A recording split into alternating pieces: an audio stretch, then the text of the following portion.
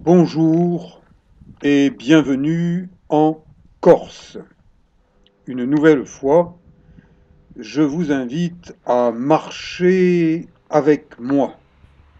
Cette fois, c'est une promenade à Corte, qui fut la capitale de la Corse, et cette promenade est à la portée de tous les marcheurs.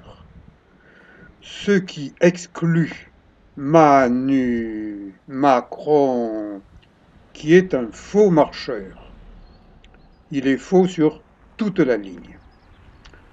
Bon, je vais ne pas parler de lui, mais parler de cette belle ville de Corte, où, comme partout ailleurs en Corse, l'hospitalité est de règle. Mais l'hospitalité est plus importante en montagne, dans les villages, et Corte est une petite ville avec la citadelle surnommée le Nid d'Aigle, car elle est perchée au sommet d'un piton rocheux. J'ai pris une chambre simple pour bien dormir, mais où que je me trouve, j'ouvre les yeux sur ce qui se passe, et à 70 ans, j'ai bien droit au confort de l'ancien monde, même si un petit jeune qui se prend pour un demi-dieu, eh bien, critique l'ancien monde. Lui, c'est un jeune vieux qui se tient de travers.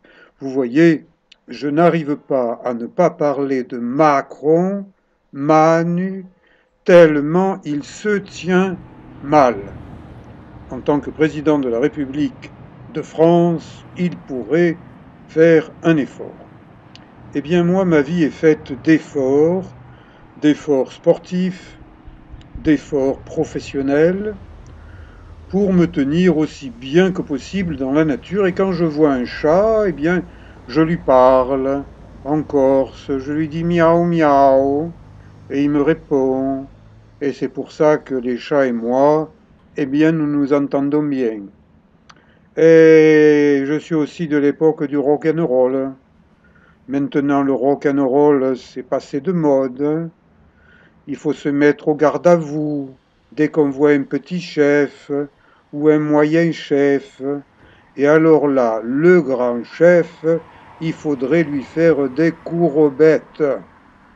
Remarquez, les courbettes, c'est bien. Ça entretient un peu la souplesse du corps. Donc, moi, je fais de la gymnastique et je me promène. Avant le reconfinement, décidé par des gens dans les hautes sphères qui obéissent au doigt et à l'œil au petit chef qui se prend pour un grand chef, parce que soi-disant on l'a élu. Non, on l'a pas élu pour lui. On l'a élu parce que les circonstances du moment, on s'est dit, tiens, un petit jeune, on ne le connaît pas, on va voir ce qu'il vaut. Eh bien, écoutez, un conseil d'amis, hein, si vous voulez savoir un peu qui il est et ses différences avec les anciens présidents, comme celui qui l'a formé, qui l'a couvé, François Hollande, à qui il a un peu planté un couteau dans le dos, pas un couteau corse, hein, un couteau parisien. Eh bien, il y a un livre de culture générale qui vient de sortir. Il s'appelle L'envers du décor. Il est écrit par un monsieur qui a passé une quarantaine d'années dans les secrets d'État. Il a même servi 4 présidents de la République. Donc, allez dans une librairie quand ce sera possible, parce que là, on est un peu dans une période difficile où les librairies, elles sont fermées. par décision de Manu Macron. Et oui, oui, hein, il aime pas trop qu'on dise des choses qui disent pas toujours du bien de Jupiter. Mais bon, quand vous pourrez trouver ce livre, lisez-le. Moi, je l'ai lu en Corse,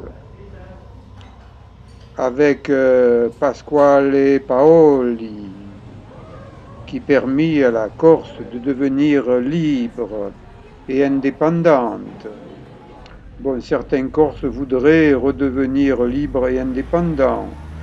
D'autres disent oh non, il faut rester attaché à Paris. Moi, j'ai des racines corses, mais je ne vais pas vous influencer. J'aime bien l'humour corse. Un jour, je vous raconterai des blagues à la façon de Tutucelli. C'était un humoriste corse quand j'étais jeune. Et oui, moi je suis un vieux. Et je me souviens de beaucoup d'humoristes, de Coluche. Ah, c'est dommage que Coluche ne soit pas devenu président de la République parce qu'il a eu un accident de moto. Et puis, il y avait Thierry de Leluron. Une prochaine fois, je vous parlerai de Thierry Leluron et de ce qu'il disait du président de la République de l'époque. Mais pour l'instant, je fais comme les chats, je suis en vacances et je m'étire. Je suis un masseur kinésithérapeute qui là prend des vacances. Vous savez, les vacances, c'est important, hein. Celle du confinement, eh bien, à Paris, on avait dit oui, les masseurs kinésithérapeutes, ils pourront avoir 1 500 € par mois.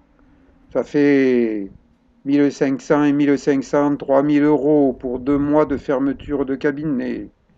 Eh bien, moi, on m'a donné 701 € et pas 1 € de plus. Je me demande bien pourquoi.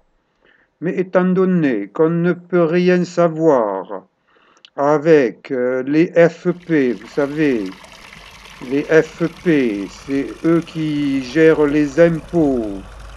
Ce sont un peu des imposteurs. Et mon grand-père corse, François Liberati. Liberati, vous savez, ça veut dire libre. Eh bien, après avoir été colonel dans l'armée française, il a été inspecteur des impôts. Donc j'ai du sang d'inspecteur des impôts dans les veines, mais je suis vraiment pas copain avec les imposteurs de maintenant, hein. Dans toute ma carrière de kinésithérapeute, j'en ai pas rencontré un seul qui soit quelqu'un de bien. Allez, on reprend la visite de Corte. Heureusement qu'il y a les images, hein, que vous pouvez regarder en coupant le son, si jamais vous trouvez que je parle un petit peu trop avec l'accent. Mais l'accent, il est à la mode, hein. Regardez, le Premier ministre, lui aussi, il parle avec l'accent. Bon, pas de Corse. Eh bien, moi, quand j'ai des petites vacances que je peux en prendre, eh bien, je prends le bateau et je vais en Corse pour marcher. Parce que je suis un marcheur normal, un vrai marcheur.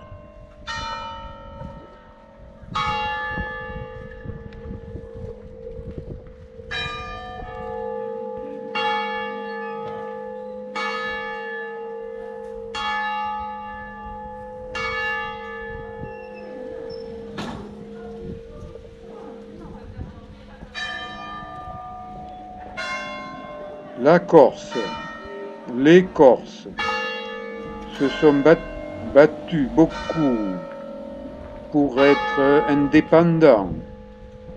Le général de Gaulle les a salué leur courage, leur bravoure. Et maintenant, les Corses, ben heureusement qu'il y a les touristes comme moi qui viennent pour admirer l'île de beauté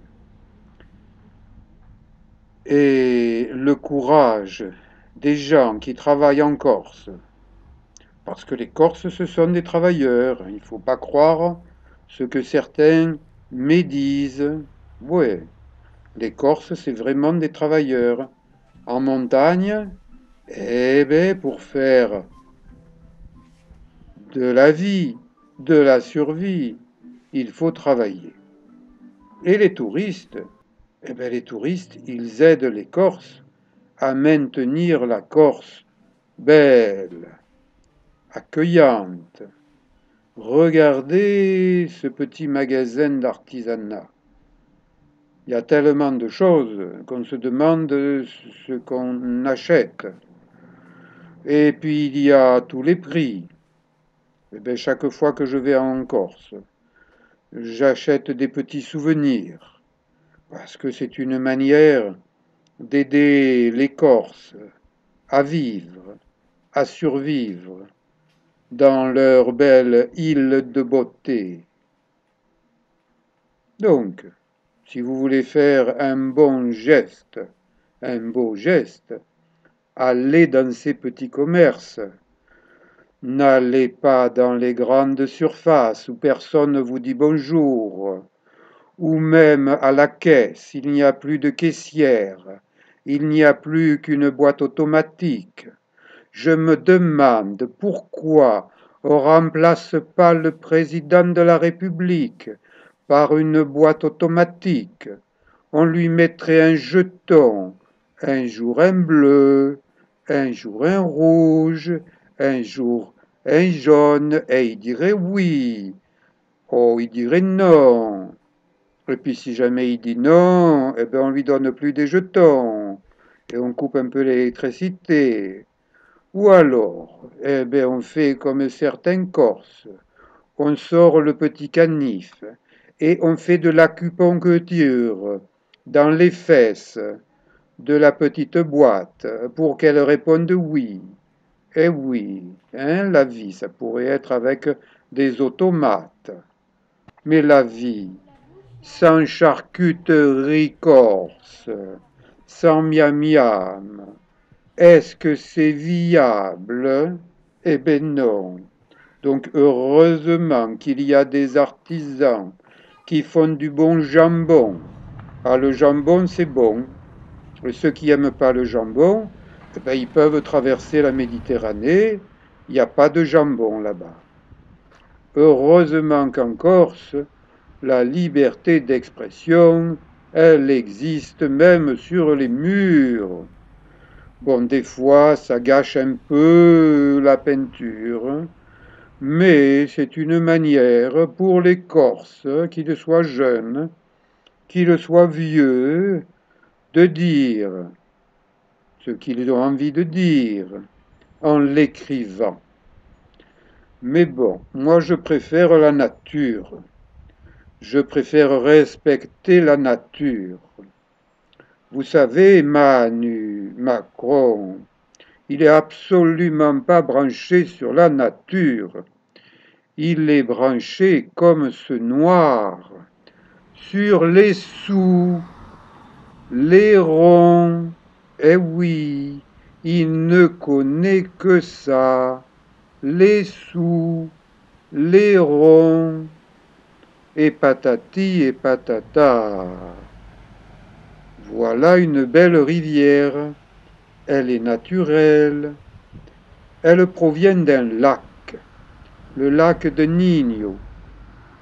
Hier, avant de tourner cette vidéo, je suis monté au lac de Nino avec une accompagnatrice en moyenne montagne pour pas me perdre en chemin. Qu'est-ce qui faisait pas beau? Un véritable temps de Macron. Il a plu, il a neigé, il a venté. Oh, que c'était pas beau. Bon, eh ben, je me cultive en même temps que je marche. Je lis ce que les panneaux m'apprennent, parce que je n'ai pas la science infuse, moi. Je suis un simple touriste. Je ne suis pas Jupiter. Je ne suis pas un demi-dieu.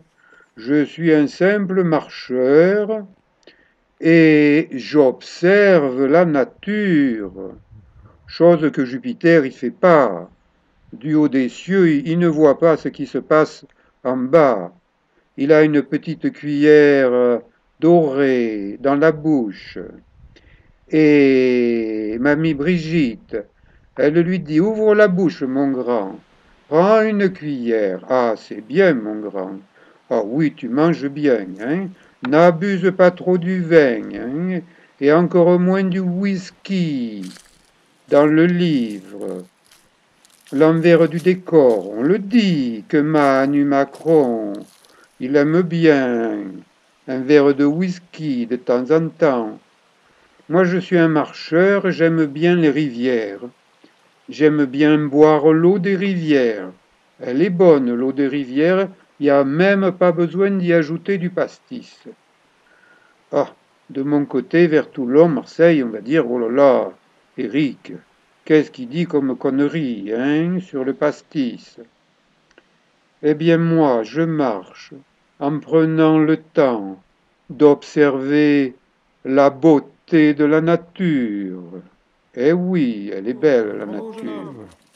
Et ce petit jeune, il a raison de faire du vélo pendant qu'il est jeune. Parce que quand il ne sera plus jeune, eh ben voilà, on va l'enterrer avec les honneurs de son rang. Je me demande si Manu Macron, il va avoir un sarcophage doré comme Toutankhamon. Et si on va l'exposer à travers le monde entier. Mais bon, pour l'instant, il est là, hein. Et vous savez, quand il va à la plage, Macron, il a peur de la plage dans le Var. Il s'est fait construire une piscine au fort de Brégançon. Tellement il a peur que les petits poissons de la Grande Bleue le mordillent un peu. Quand il fait pas trop bien ce qu'il devrait faire, ce qu'il doit faire. Eh ben, moi j'aime bien la plage, et j'aime bien la rivière, et j'aime bien la mer, et j'aime bien la montagne, quelle que soit l'époque de l'année, quelle que soit l'altitude. Quand je vois de l'eau, même si elle est fraîche, même si elle est glacée, eh bien j'ai envie de me baigner. Ça me maintient en forme. Ça ne coûte rien, ça ne pollue pas la nature. Ah, je suis en harmonie avec la nature. Je m'entretiens physiquement et à 70 ans, eh bien, je pense que je me tiens plus droit que Man. Il doit avoir une scoliose, Man, parce que d'abord il penchait à gauche avec son maître à penser François Hollande. Et ensuite, il a fait un virage à droite. Donc, en tant que kinésithérapeute, eh bien, je crains que Manu Macron, il ait une scoliose et qu'il ne la corrige pas, parce que on ne le voit jamais torse nu. Et ouais, s'il a un dos qui est pas trop droit, il n'a pas envie que des kinés comme moi disent « Oh, il faudrait peut-être se redresser en faisant de la kinésithérapie. » Et c'est que les vieux kinés, ça a encore des yeux pour regarder, et ça a encore une langue qui n'est pas en bois pour pouvoir dire ce qu'on pense. Eh bien moi, je dis ce que je pense, gentiment, clairement. Imaginez Jupiter ici. Eh bien moi, je n'arrive pas à me l'imaginer. Je dois manquer d'imagination. Mais je vois mal Manu et tous ses ministres dans ce chemin de croix. Bon d'accord, ils pourront un peu se tirer à la rampe, ça fera travailler les muscles des bras en plus des jambes. Premier de cordée. Est-ce qu'il a déjà grimpé à la corde, Manu? Est-ce qu'il y a une corde installée dans le jardin de l'Élysée pour que tous les matins, lui, ses ministres et secrétaires d'État grimpent quelquefois à la corde? C'est un excellent exercice. Ça fait travailler l'ensemble du corps, le grimper de corde. Eh bien, pour départager des candidats politiques. Moi, si je pouvais faire des lois, eh ben je dirais premièrement, grimper de corde. Eh ben si vous décollez pas du sol, vous allez vous entraîner.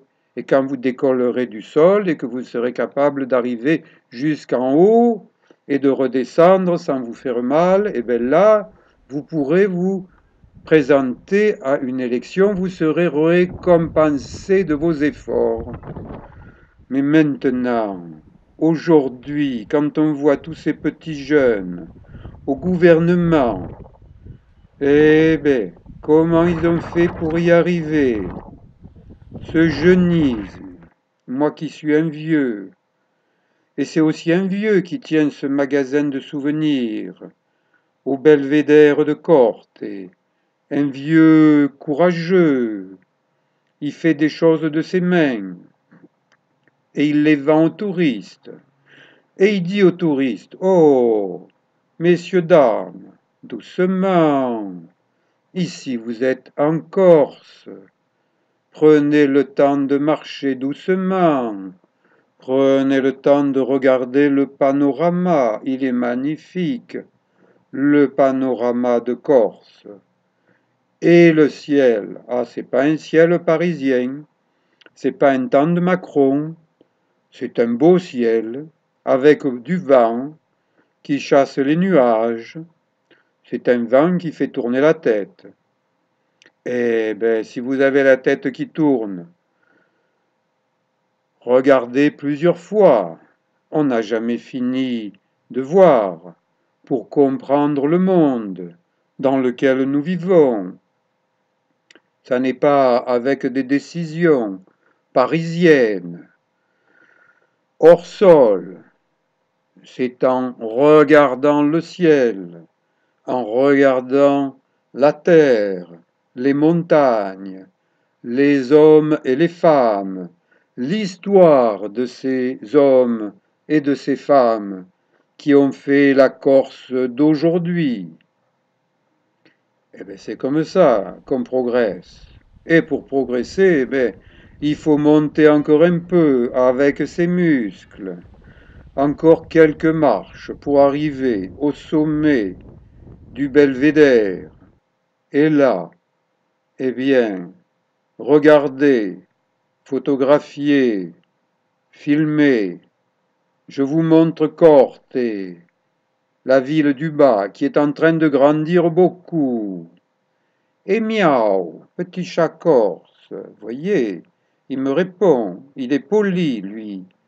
Alors que quand j'écris à l'administration française, par exemple, les FP du Var, avec un timbre pour la réponse, eh bien, j'ai même pas de réponse. Et en lettres recommandées, j'ai pas plus de réponse. Mais un jour proche, je vais vous dire ce que j'ai à dire à ces gens qui se cachent. Ils ont un peu les fesses collées à leur siège. On appelle ça des ronds de cuir. Eh oui, c'est grave, les ronds de cuir. Ils se prennent pour des chefs. Heureusement que l'automne est beau en Corse. Parce que quand il fait pas beau, eh ben, c'est moins bien. La promenade continue, mais elle est presque terminée. Je prends des petites rues et je regarde et j'observe. Corte, c'est pas une ville pour les riches. D'ailleurs, on les voit pas. On voit des touristes, mais les touristes, c'est pas des gens riches. Et on a quelqu'un qui veille sur Corte depuis pas mal de temps déjà. Heureusement qu'il est là. Et la citadelle. L'histoire de la citadelle de Corte. L'histoire de la Corse libre. Je vous emmènerai dans une prochaine vidéo dans la citadelle, au musée de Corte. Vous allez voir, c'est intéressant. Mais là, simplement, dans une rue, eh ben, il y a une véritable exposition de rue, avec des photos légendées pour comprendre l'évolution de Corte. Eh oui, la culture, c'est important. Bon, là, en novembre 2020, la culture, elle passe au second plan. Une décision d'en haut. On peut même plus se cultiver en marchant librement dans la rue. Eh oui, c'est ça, la France. En ce moment, elle est mal barrée. Vous savez, la barre, c'est ce qui, sur un bateau, permet de se diriger. J'arrête de parler, hein. Je vous dis à bientôt pour d'autres documentaires sur la Corse. Ciao.